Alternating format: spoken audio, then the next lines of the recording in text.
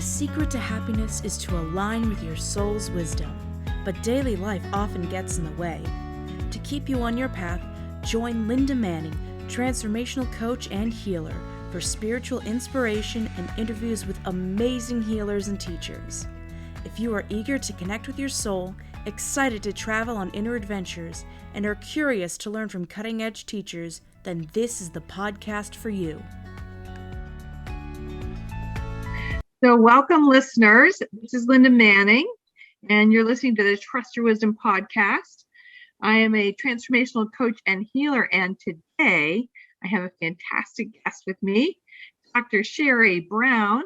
And Sheri and I met, I think, like a year and a half ago or so. And this is one of those people that immediately I felt connected to. And it's such a joy to get to know her. Let me tell you a little bit about Dr. Sheri. She is a spiritual psychologist, a transformational mindset coach, and an energy healer. And her passion is to help women over 40 co-create their health, well-being, and a transcendent life journey. And who does not want health, well-being, and a transcendent life journey? I'm in. And she wants it to be filled with healing, resilience, balance, bliss, and even when there's life challenges and adversity. So you can see why she's the perfect guest for me, because our goal here is to keep you inspired no matter what crazy crap is going on in your life. So that's what we're here to do today.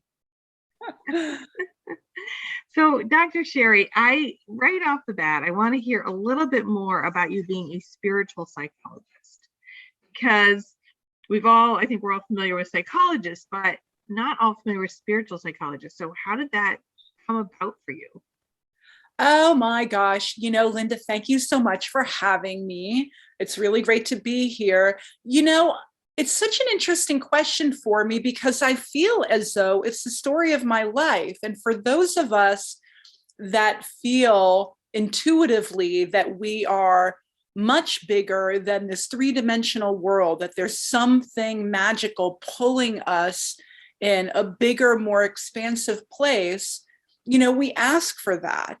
And I truly believe that we ask for that from the moment that we, get onto this earth plane. And so for me, it's always been about, okay, universe, give me more. What are the lessons? What are the challenges? How can I grow? And so, like a derpy-doo that I am, I asked for that in full force. And so my life has really been about, asking the universe for challenges so I can learn and overcome them. And so, yes, I have a doctorate in psychology, but the bigger lesson for me, being always connected to the other side from, as we all are, but for me being consciously aware of it, probably since oh my gosh, when I was 6 years old, I was wondering about the consciousness of my stuffed animals, right? And so, it kind of grew from there, right? And, as a teenager, I would ask really wild existential questions like, what does the edge of the universe look like? And so and then, I dabbled in lots of different spiritual practices, ending up in the science of, First Church of Religious Science, and really beginning to understand the elements of the quantum field. I studied that in school. So it sort of has just been this journey of science, spirituality, psychology, and taking all of these earthbound academic disciplines and really transcending them and transforming them into the spiritual aspect. And so I can talk about and help my clients individually, purely from a psychological perspective, but I think that it's limiting. And so I really, I'd like to say that I'm the one responsible for calling myself a spiritual psychologist, but actually a spiritual medium kind of designated that title for me. And she said, your guides are telling you that that's who you need to be. And so I was sort of dubbed this in a really beautiful, lovely way, connecting with the right person. And so that's kind of how I sit, right? Just in that space. I love it. I love the title, and I love the energy behind it. of like Yeah. that you can have all of the educational background and that burning desire within. Right. You take it to the next level, to something else. If there's something outside of ourselves that we also get to connect to. I agree. And the mental body is a fabulous place to be, but it also can be very limiting. And we don't always have to go through the process, the psychological tools that we have to, overcome, shift our mindset. It comes from all different places, not just that mental, psychological aspect. So would you mind giving me an example? And obviously you don't name names, but like an example of a client that you've worked with, and what have you done with her? How have you helped her? Well, it's kind of interesting for me because, oh gosh, Linda, this is such a huge, big question, and I'm sure your audience will completely understand this, right? My sun is in Gemini, my rising is in Gemini, Mercury, Venus, and Mars are all in Gemini for me. And so what that really means is that I come from a lot of air. I don't have any rules. I don't have any boundaries. And I treat my clients very much in the same way because we all need different things. And so parallel to that, to answer your question in kind of a different way, one of the things that I'm really deeply passionate about is supporting women and helping women, particularly who have been diagnosed with an autoimmune deficiency, because I have one as well. And there is a huge process to go through getting diagnosed with something and having to wrap your mind, your heart, your soul around what it means to overcome. And so really, I think part of my inspiration is really helping support women overcome in that sense. And part of that is really deeply believing in celebrating the feminine aspect. Right. And so, gosh, I'm a type A personality, right? I'm a native New Yorker. And, I would guess from your voice that you're a native New Yorker. And I've lived all over the country. I feel like I have no accent. You have an accent. Sorry. So, I had to, New Yorkers, I think, and maybe it's the culture at large that we live in the US, where we have learned that in order to get things done, it's all about taking action. And women don't always have to take action. You know this, you're intuitive. Movement, energy, flow, results, regardless of what results we are desiring, really should be belied as women coming from that supportive feminine aspect. And, I kind of was thinking this morning, I wanted to write a book that it's really not about the idea of the patriarchy. It's really about the idea that we women have chosen to align ourselves with an energy where we think that there's only one path to get the results that we would like to see.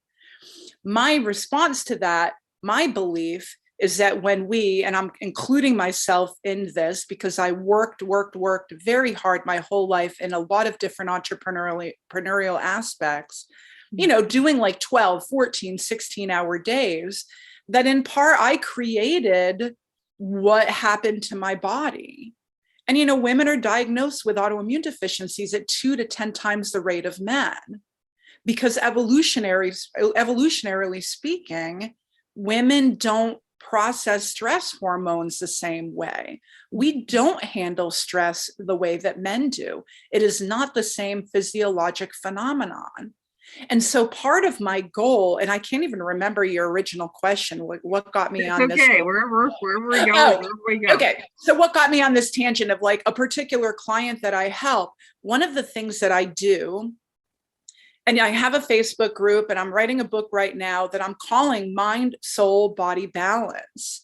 And what I really help women do is to look at all of the energetic aspects of what make them up, whether it is their feminine aspect, their energy bodies, the physical body, the mental, the emotional, the astral, the causal body, right? The spiritual body. So I kind of look at all of that and come up with a plan to help nurture each of those energetic aspects.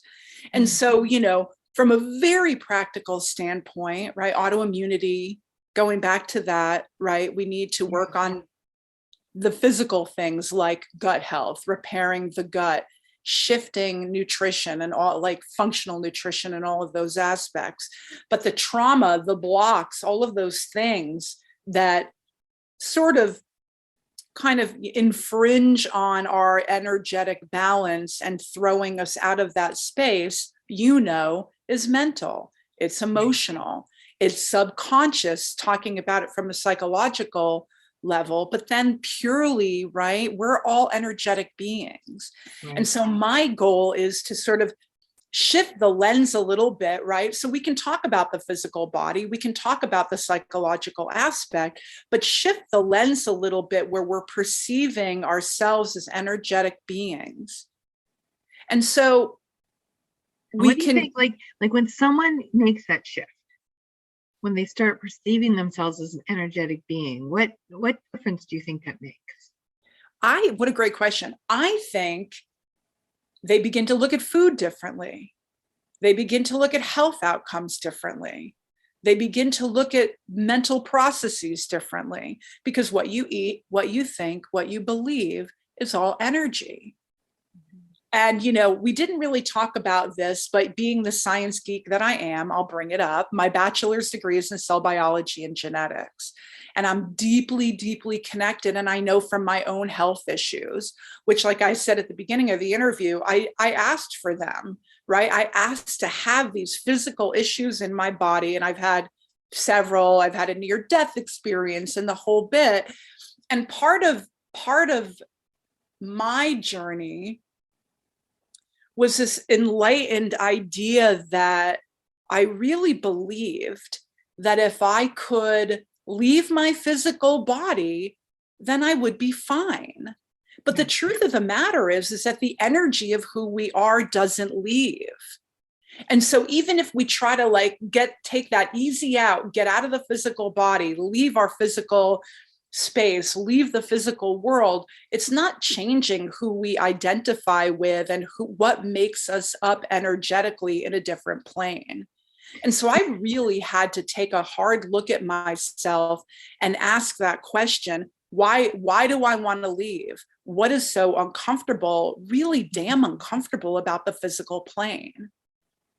And part of it is that, you know, it's confining. It is filled with challenges. It's filled with things that are stressful. And so, you know, going back to my original point, what I really feel passionate about is helping women go through that process of looking at themselves differently than just a physical form. And that there's so many amazing energetic layers that make us up, that when we can tap into that, it really truly does shift our perception. And then we can look at it at a psychological level, like the subconscious and how our beliefs create our reality. But we can also look at it from the astral body, the astral plane, which is the spiritual, energetic aspect, in my opinion, of how you would talk about subconscious beliefs. So it's kind of energetic all rolled up into one. But what I find, to, you know, more specifically get back to answering your question, is if you begin to think that everything that you choose is an energetic one, then your choices become more refined. You become more self-aware. Your changes become more dramatic because you're addressing all of those energetic layers at the same time. You're shifting your consciousness. And the beautiful thing, in my opinion, is that when you slip up, because we all do, because we're human, the response doesn't feel as earth-shatteringly terrible, right? So, you know, we can talk about, let's say, the consciousness of fried food. Well, if you're eating fried food and you're trying to lose 5 pounds, you're going to get back into that space of like, oh my God, I have no self-control. I can't do this. I'm always going to be overweight, blah, blah, blah. Like just purely from the most simple level of being. But when you start to look at food in a different way, that you're making a choice to nurture that energetic aspect of who you are, you're not really taking 2 steps forward and 1 back. Doesn't feel as devastating. It's just sort of like a little blip on the screen of picking yourself back up and refining how you make choices, whether it's what you eat, what you think, what you believe, or otherwise, or how you connect. So I hear from that sort of a higher level perspective, there's less judgment, more compassion, self-compassion, and an ease that comes from, knowing that we are more than these physical bodies. And, Sheri, what you were saying, that I had my own experience of a long time ago thinking like, gosh, I can't wait till I die. Not like in a suicidal way, but in a like, it's just hard to be in life. Right. And then I got a message from my guides about how the angels are kind of jealous because they can't taste. It's like some of the things that our senses actually they can't do. And so I was like, oh, so I get to savor this life. Like, even though it is hard and painful and not always fun, but it is a unique opportunity. It's a special opportunity. And how about I savor it instead of wish it away? I totally agree. And I really understand that. And I think it's such an amazing point because I've never felt suicidal, but I definitely just felt tired of not being able to be fully expansive and free and feeling just completely kind of confined and limited in the physical world. And then coupled with that, like you said, and I mean, I'm super optimistic, but at the end of the day, life can be really hard. It can be. It is some of the time. Yeah. And so how do we, and I, it's such a great question because when we find ourselves engaging in a process, even if we take 5, 10, 15 minutes a day in the morning and at night in our crazy busy lives, even if we take 5 to 10 minutes a day to just connect energetically on a much bigger level, it really does enable us to remind ourselves of our expansiveness. And then, feeling really grateful to be in physical form, because like you said, we've got how beautiful of a thing that we can smell, taste, touch, hear, feel, intuit. It's an amazing thing. It really is. I know. It's beautiful and it's such a blessing. And really, and I know we that can you take know it for this. granted so easily, right? And just like you power through those gifts and focus on the challenges, which are real. But it's like, oh, what if you pause, like you said, for 5 minutes a day and focus on the gifts that we receive from being in this physical form. Right. I know. And, I mean, I'm sure your guides have said, and mine have said as well, right? Having our senses and being in physical form is really how we experience God, whatever we decide God happens to be, like that spiritual realm, right? That's how we experience it. And I know, and it's a beautiful thing. And it is riddled with self-compassion and love. Yeah. One of the things that, as I was listening to you talk, that struck me was around, you've talked about having an autoimmune disease. You've talked about some challenges. We didn't get into details. I'm curious. But your stance, it seems like you're able to hold all of that without feeling like a victim. You're like, I asked for this. So I'm curious about that dichotomy because I see a lot of people feeling like victims to the difficulties, and it's understandable that they would. But I often find that victim mentality can be super limiting too. So I'm curious to hear what you have to say about that.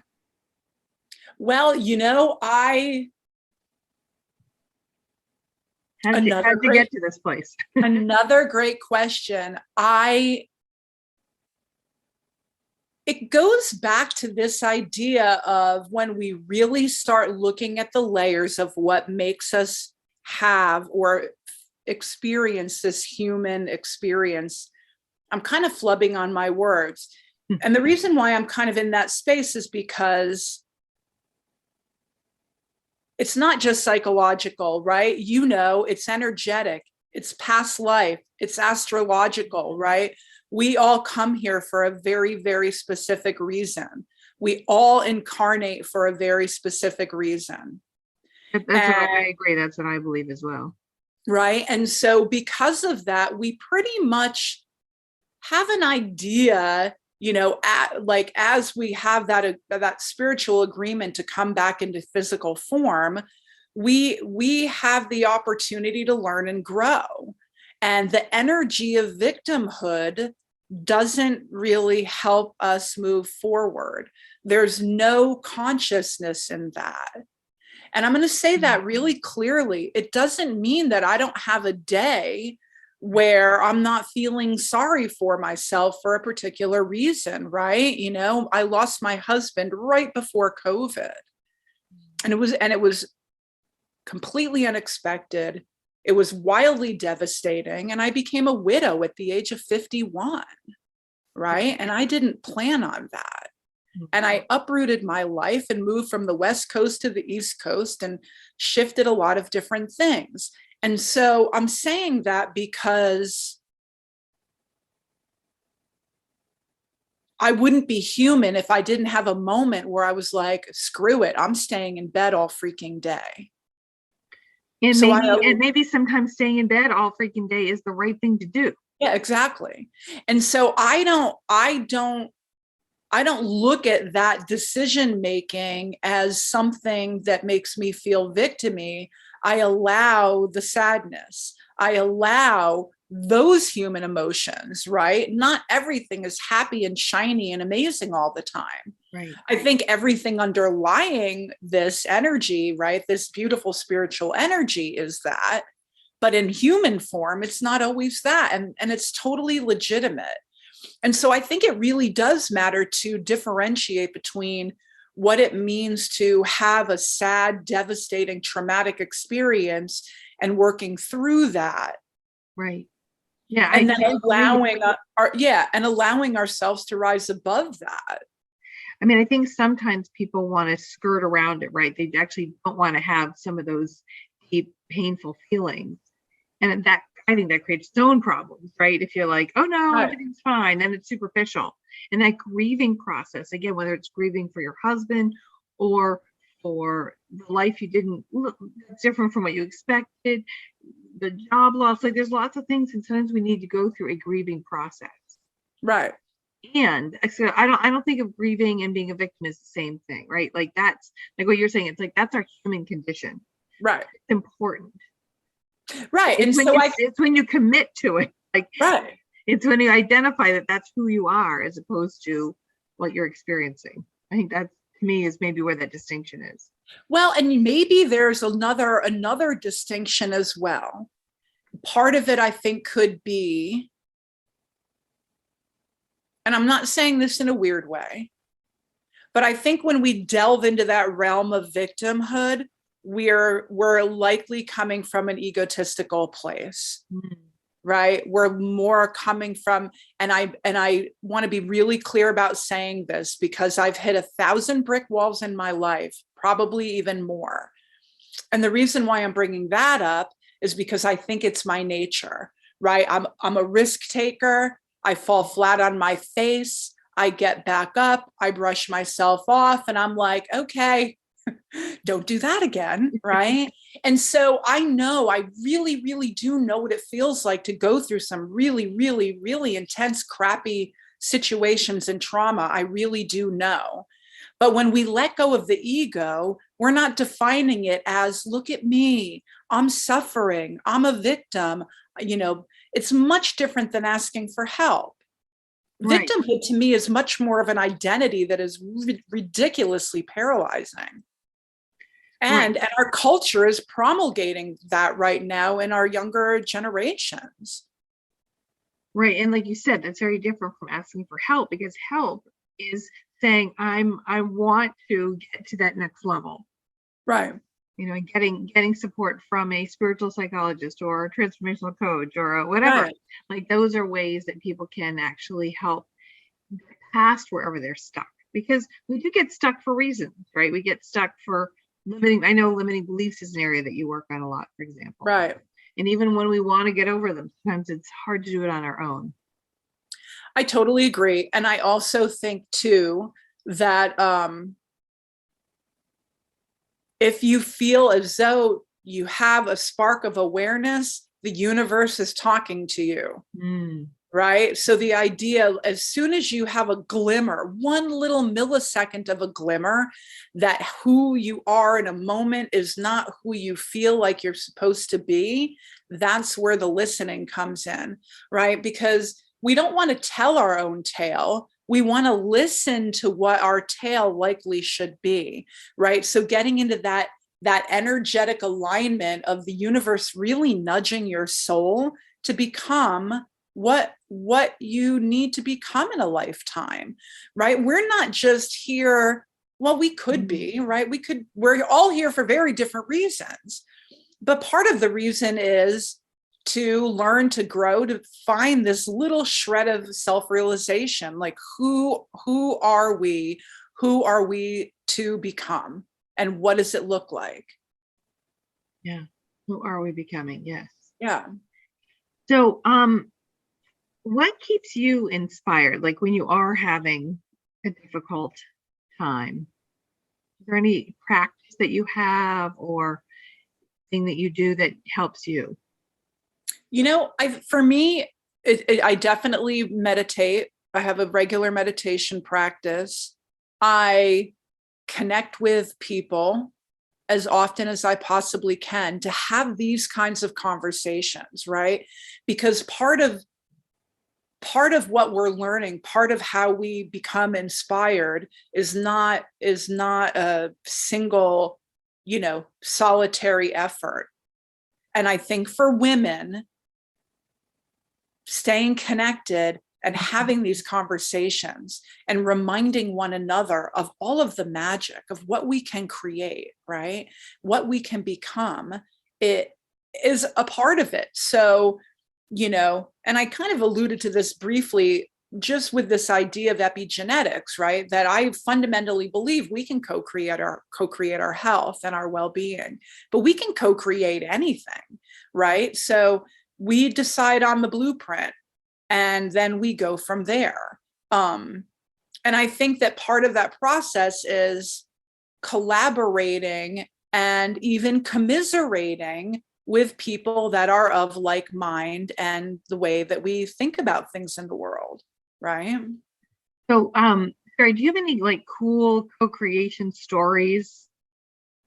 Well, I have a really silly one. That's okay. It's just fun. Like, yeah. I love magic. Yeah. Like, this goes way back. This goes back to me in my 20s when I first got involved with Church of Religious Science.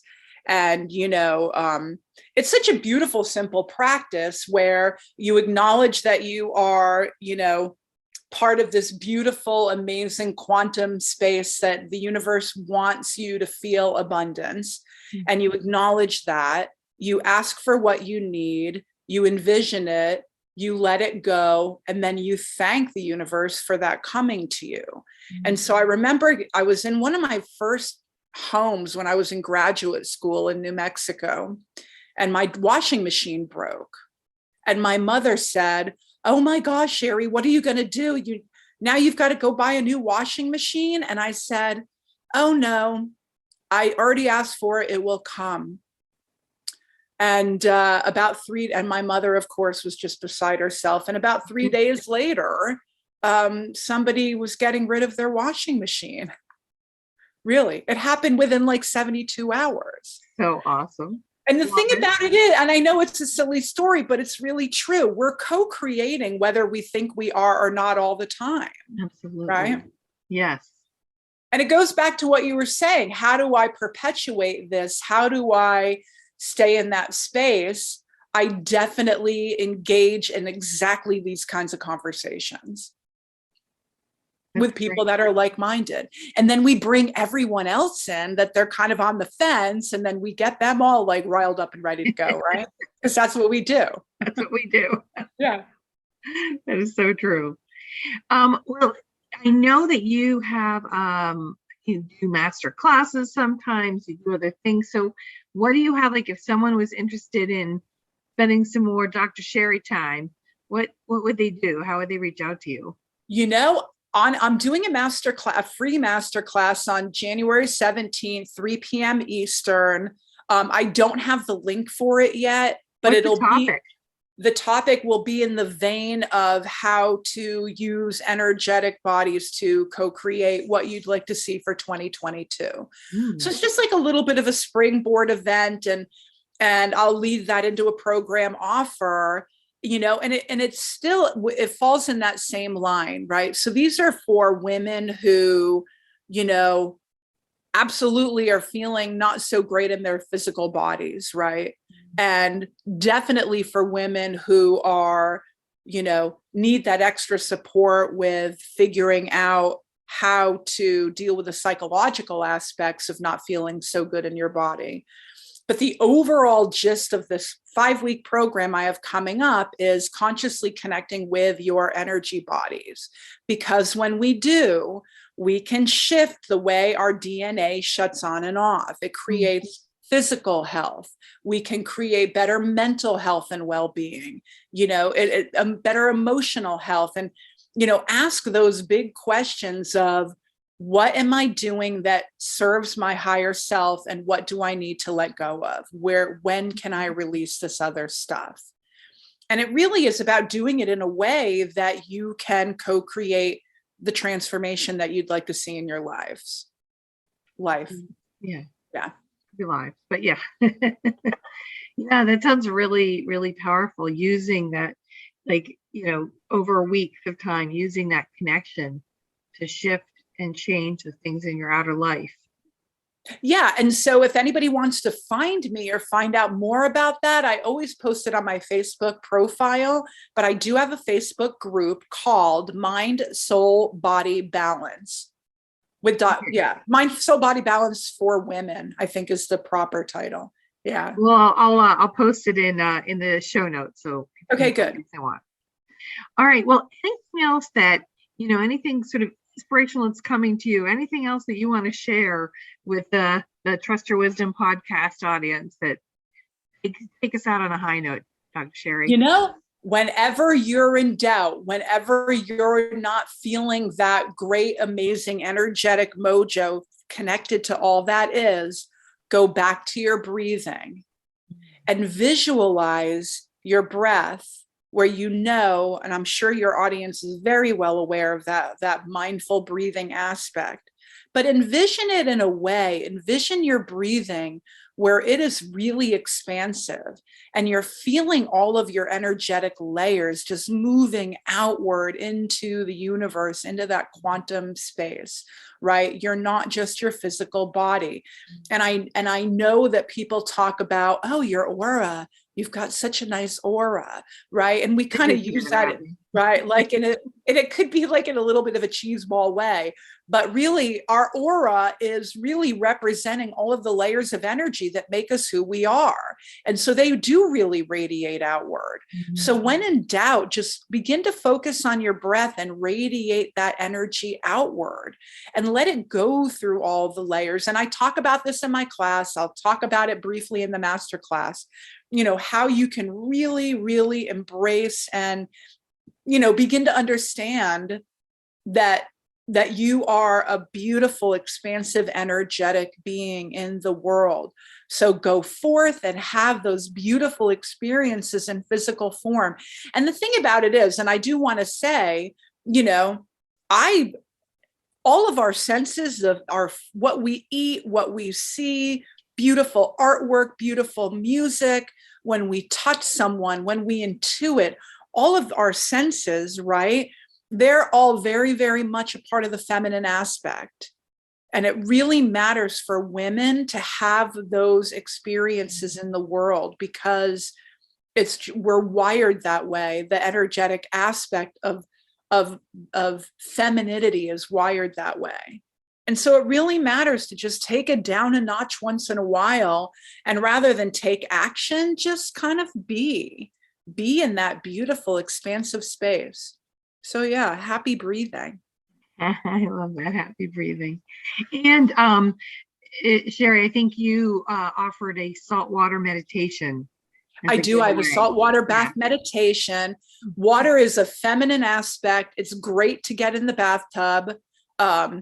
Definitely, if you do a little Epsom salts, it's always good to detox in Epsom salt. Hop in the tub. I created a chakra meditation that I take you all the way from the root to the crown to just kind of, I think it's only about 15 minutes. And yeah, everyone can listen to that and just get back in your space of, feeling amazing. Well, that sounds good. I wouldn't mind a saltwater bath myself this afternoon. So I know, me too. I might play your saltwater meditation and experience it. I can't wait.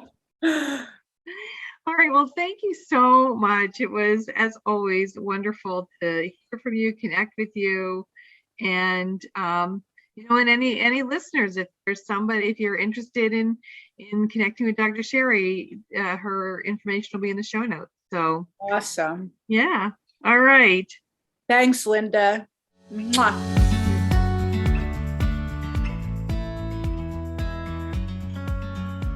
Thanks so much for listening. Be sure to leave a review and share this podcast. To learn more or to book a personal session with Linda, go to innerclarity.biz or click the link in the show notes. And may you always trust